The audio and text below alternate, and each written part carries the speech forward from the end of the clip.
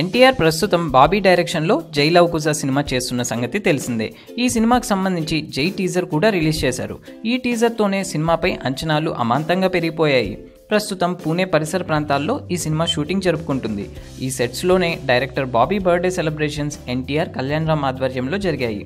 Bobby birthday పిక్లో NTR చేతికి ఉన్న రక్తం మరకలు చూసి ఎన్టీఆర్ అభిమానులు కంగారు పడ్డారు. షూటింగ్ స్పాట్లో ఎన్టీఆర్ చేతికి ఏమైనా గాయమైందా అని ఎంక్వైరీ చేయడం మొదలుపెట్టారు.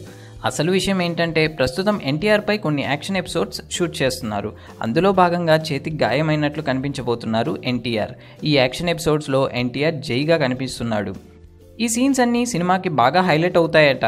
అందుకే ఈ సీన్స్పై డైరెక్టర్ బాబీ ప్రత్యేక శ్రద్ధ తీసుకుంటున్నట్లు తెలుస్తుంది. శరవేగంగా షూటింగ్ జరుపుకుంటున్న ఈ సినిమా సెప్టెంబర్లో రిలీజ్ కాబోతుంది. కళ్యాణ్ రామ్ నిర్మిస్తున్న ఈ సినిమాకు దేవిశ్రీ ప్రసాద్ సంగీతం అందిస్తున్నారు. Thanks for watching. For more interesting updates, don't forget to subscribe Filmy Looks.